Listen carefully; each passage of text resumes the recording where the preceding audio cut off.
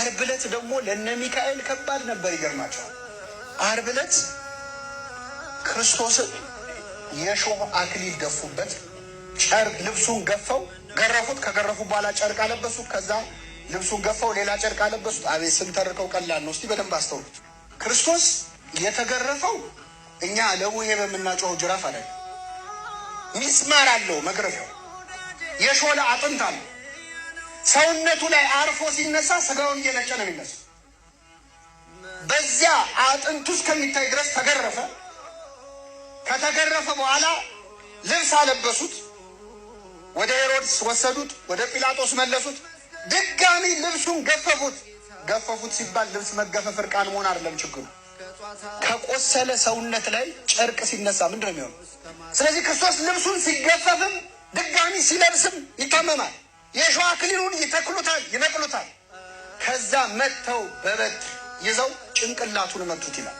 መላእክት በሰማይ ፊቱ የተንቀጠቀጡ ቅዱስ ቅዱስ የሚሉትን ልናየው አይገባንም የሚሉትን አምላክ በበትር ጭንቅላቱን ሲመቱት ሱራፌል ተንቀጠቀጡ ይላል። ኪሩቤል ራዱ።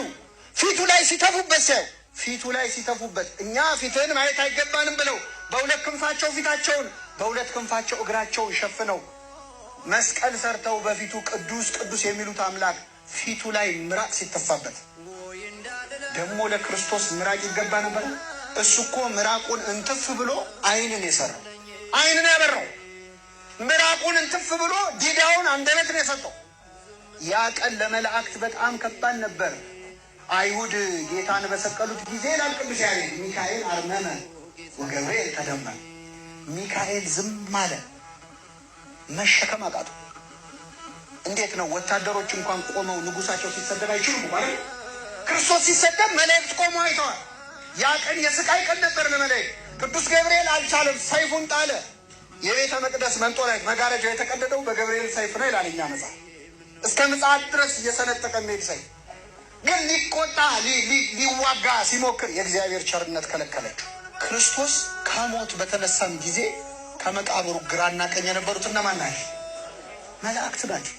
እስቲ መላእክት የሌሉበት የአዲስ ኪዳን ታሪክ ንገሩንና እኛም ስለ መላእክት መተረክ እናቆማለን። የሌሉበት የለም። መላእክት ምን ያህል ከቀደሙት ክርስቲያኖች ጋር ቅርበት እንደነበራቸው የምታውቁት የሐዋርያት ሥራ ላይ አንዲት ሴት ያደረገችው ነገር። ሐዋርያው ቅዱስ ጴጥሮስ ታሰረ፣ እስር ቤት ገባ።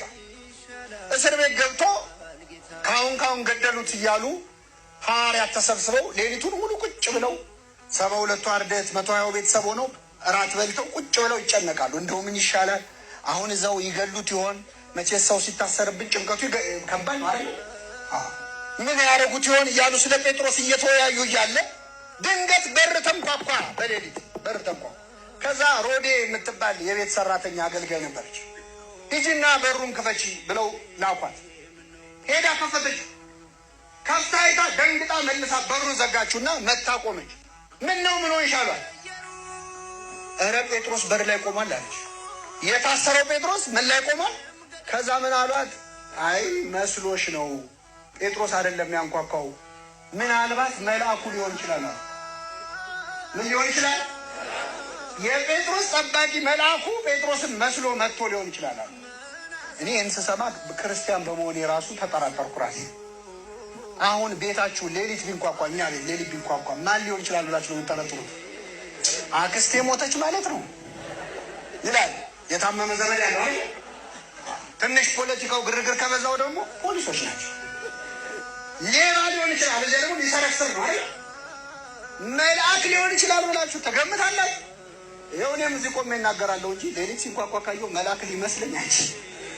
በምንም አቶ መልአኩ ሊመስለኝ ይችል ይሆናል ምናልባት እንጂ መልአክ የእግዚአብሔር መልአክ አይመስልም።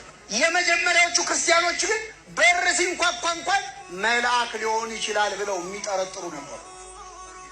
መላእክት የሌሉበት ክርስትና፣ መላእክት የማያገለግሉት ክርስቶስ አናውቅም። በመላእክት የተሞላች ቤተክርስቲያን ልጆች ስላደረገን ስሙ የተመሰገነ ነው።